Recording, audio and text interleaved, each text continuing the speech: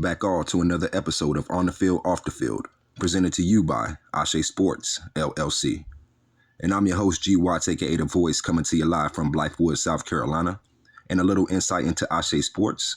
We do specialize in consulting services for athletes, sports managers, and sports organizations to assist with understanding and evolving their overall processes and procedures to yield success in their respective sports segments.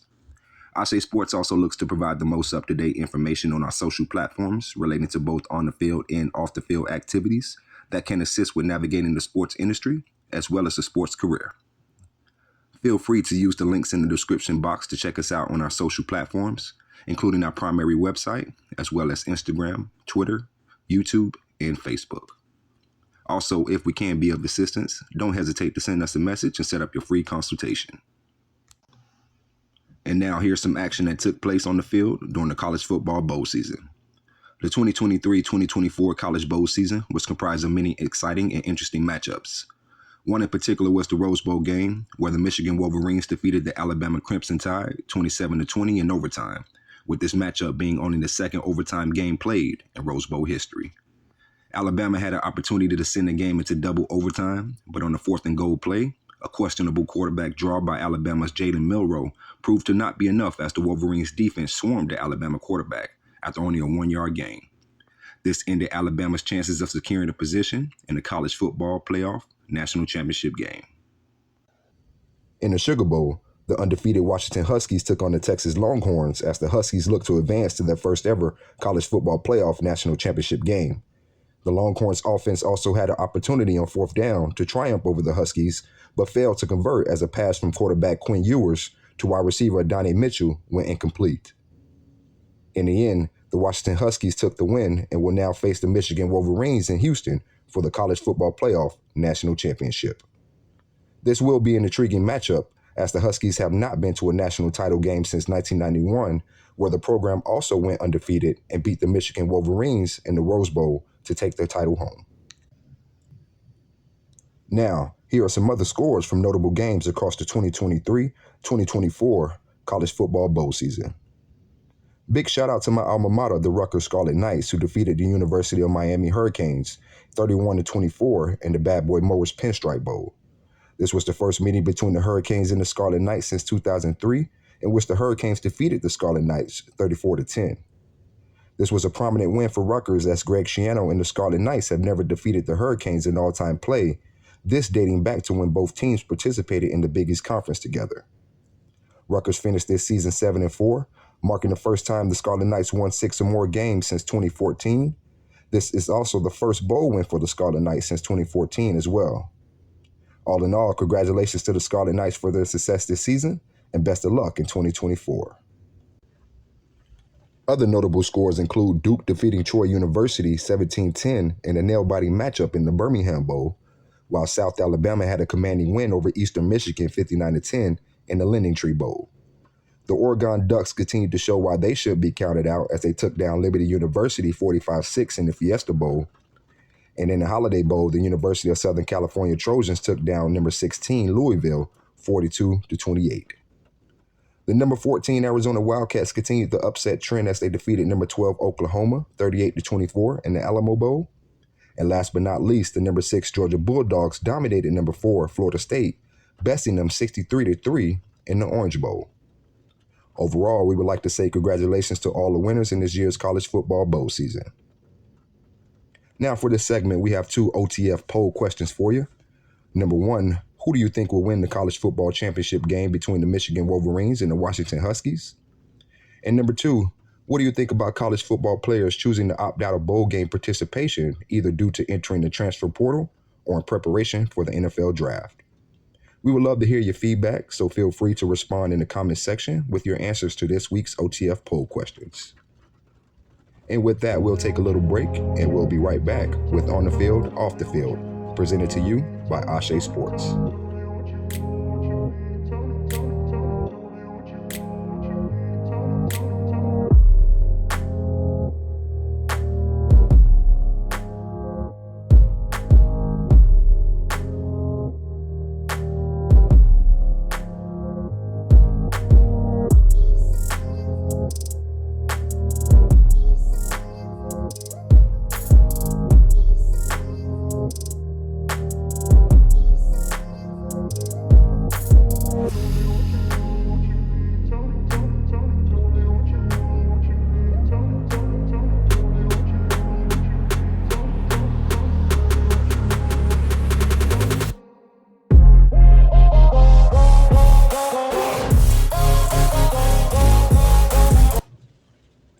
And welcome back to this episode of On the Field, Off the Field, presented to you by ASE Sports, LLC.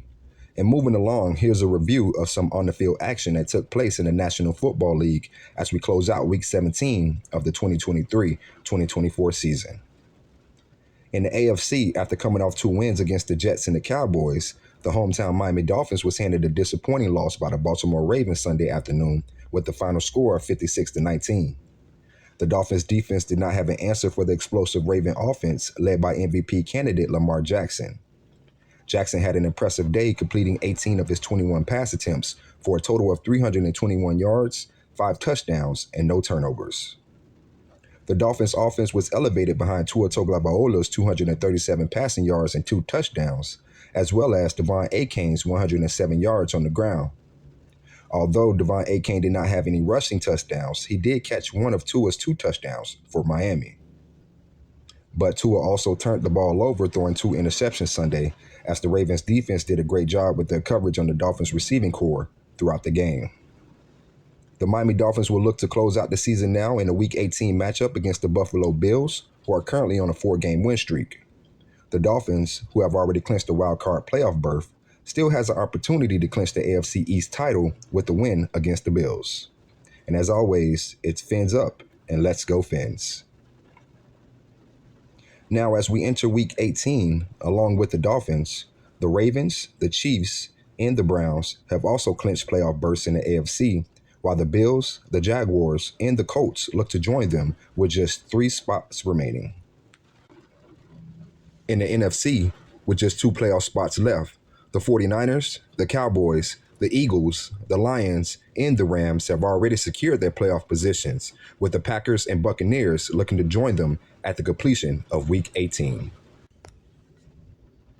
Now let's circle the wagons as we jump into NBA action, taking a look at the hometown Miami Heat. The Miami Heat are currently sitting at number 4 in the Eastern Conference rankings, only 6.5 games behind first place, which is currently occupied by the Boston Celtics. The Miami Heat are 6-4 in their last 10 games, and even with the return of Tyler Hero, the Miami Heat are still facing injuries to key players including Jimmy Butler, Caleb Martin, and Haywood Highsmith.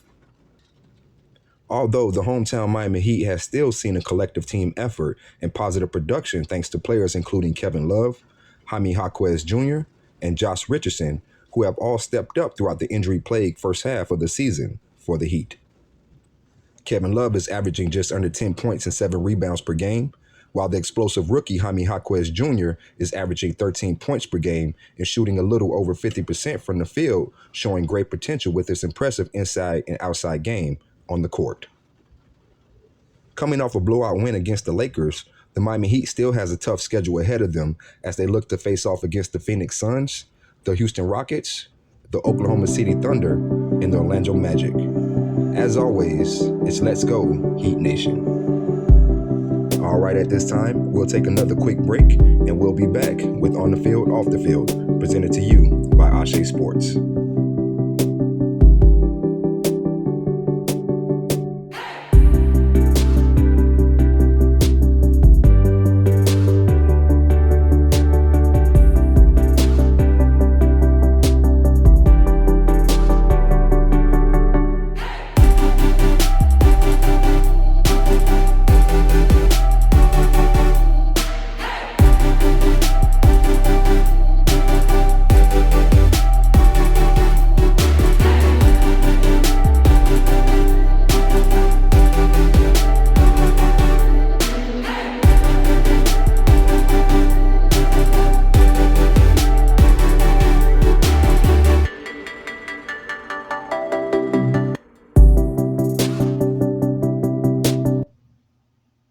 And welcome back to On the Field, Off the Field, presented to you by ASE Sports, LLC. And to close out this episode, we would like to speak on the importance for athletes as well as other professional sports consumers in understanding different strategies that align with successfully managing their personal conduct in a positive way, both on and off the field. We are now in a time where some of the current issues facing the sports industry include the need for accountability, transparency, and exhibiting ethical behavior, including corporate social responsibility. This is important not only for athletes, but it's also important for sports organizations, including team owners and sports managers as well. Over the recent weeks, we have seen a number of personal conduct incidents that have come to create a negative environment for an athlete and or a sport organization. One example is the conduct displayed by Draymond Green of the NBA's Golden State Warriors, who has been involved in numerous incidents over the course of his career. Those incidents involving players such as LeBron James, Steven Adams, and even former teammate Jordan Poole, to name a few. This past year, Green was suspended indefinitely after striking the Phoenix Suns' Yusuf Nurkic in the face during a game.